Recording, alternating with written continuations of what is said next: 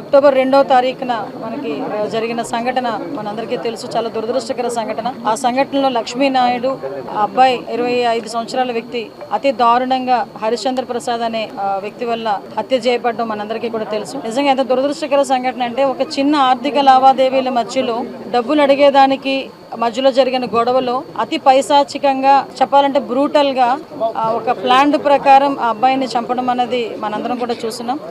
Information తెలుసుకున్న వెంటనే పోలీసులు ఇమీడియట్ గా ఆ అబ్బాయిని పట్టుకుని మళ్ళీ రిమాండ్ కూడా పంపించడం జరిగింది. ఈ హత్య జరిగిన సందర్భంలో హరిశ్చంద్ర ప్రసాద్ వాళ్ళ తండ్రిని కూడా అదుపులోకి తీసుకొని అతను కూడా ప్రొవోక్ చేస్తున్నారు, అతను కూడా హత్యకు ప్రేరేపించారు అన్న సంగతి తెలుసుకొని తండ్రిని కూడా ఇమీడియట్ గా కస్టడీలోకి తీసుకొని వాళ్ళిద్దరినీ కూడా ఇప్పుడు రిమాండ్కి పంపించడం జరిగింది. ఈ హత్య కేసుని సమగ్రంగా విచారణ జరిపించడమే కాదు, ఎక్కడా కూడా ఎటువంటి ప్రలోభాలకి లొంగకుండా, ఎక్కడ ఎటువంటి ఇబ్బందులు కలగకుండా, ఎవరైతే బాధిత మహిళ ఎవరైతే ఉన్నారో తనకి న్యాయం జరిగే క్రమంలో ఈ రోజు గవర్నమెంట్ చర్యలు తీసుకునే విధంగా కేసు కూడా కట్టడం జరిగింది. ఈ ఆర్థిక లావాదేవీలతో పాటు ఈ అమ్మాయిని కొంచెం హెరాస్మెంట్ కూడా చేస్తున్నాడు అన్న సంగతి తెలుసుకొని ఇమీడియట్ గా దాని మీద కూడా కేసులు కట్టడం జరిగింది. ఇమీడియట్ గా రిమాండ్ కు కూడా పంపించడం జరిగింది. మీ అందరికీ తెలుసు ఈ అమ్మాయికి కూడా, సుజాతకి కూడా 2 చిన్న బిడ్డలు. ఆ అమ్మాయికి కూడా 1 సంవత్సరం ఆడపిల్ల, ఇంకొక 4 సంవత్సరాల ఆడబిడ్డ.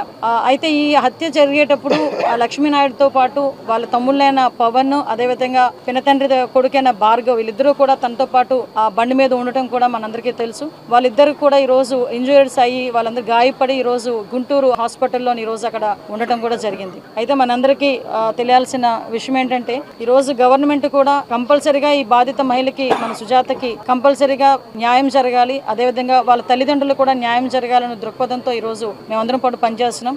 ఈ ఇన్ఫర్మేషన్ గౌరవ ముఖ్యమంత్రి గారికి తెలిసిన తర్వాత ఫస్ట్ నుంచి కూడా మేము ఫాలోఅప్ చేసుకుంటూనే ఉన్నాం. హత్య జరిగిన తర్వాత నుంచి రిమాండ్కి పంపించి మళ్ళీ వాళ్ళందరికీ కూడా కేసులు కట్టి ఈ అమ్మాయికి ఎటువంటి ఇబ్బంది లేకుండా చూసుకోవాల్సిన బాధ్యత పరంగా మేము అన్ని కూడా డాట్ టు డాట్ క్రానలాజికల్ గా మేము చూసుకుంటూనే ఉన్నాం. ఈ రోజు గౌరవ ముఖ్యమంత్రి గారు, అదేవిధంగా గౌరవ ఉప ముఖ్యమంత్రి గారు కూడా ఒక నివేదికను ఇవ్వాలి. ఎందుకంటే ఈ రోజు ఈ నివేదికను అడగడానికి కూడా కారణం కూడా ఏంటంటే ఈ అమ్మాయికి ఏ రకంగా మనం ఆర్థిక సహాయం చేయాలి, ఈ కుటుంబాన్ని ఏ రకంగా ఆదుకోవాలి అన్న ఒక ఎత్తు అయితే, ఈ రకంగా బ్రూటల్ గా చంపిన తర్వాత ఎవరు కూడా బయట తిరగడానికి వాళ్ళ అర్హత లేదు. ఇమీడియట్ గా వాడికి శిక్ష పడేదానికి, నిందితుడికి శిక్ష పడేదానికి ఎటువంటి చర్యలు తీసుకోవాలన్న దాని మీద కూడా ఒక సమగ్రమైన నివేదికను సమర్పించమని నన్ను, ఇక్కడ నారాయణ గారిని, అదేవిధంగా బొలిశెట్టి శ్రీని గారిని కూడా ఈ రోజు ఎన్డీఏ కూటమి తరపున ఒక కమిటీని ఇక్కడికి పంపించడం జరిగింది. మేము ఇక్కడికి వచ్చిన తర్వాత అమ్మాయితో కూడా అన్ని విషయాలు చాలా క్లియర్ గా మాట్లాడడం జరిగింది. ఆ అమ్మాయి తన సొంత సోదరితో చెప్పుకునే విధంగా ఈ రోజు తన విషయాలన్నీ కూడా ఏం జరిగింది ఏంటి అనేది కూడా మొత్తం అంతా చెప్పింది. గౌరవ ముఖ్యమంత్రి గారు కూడా సాక్షాత్తు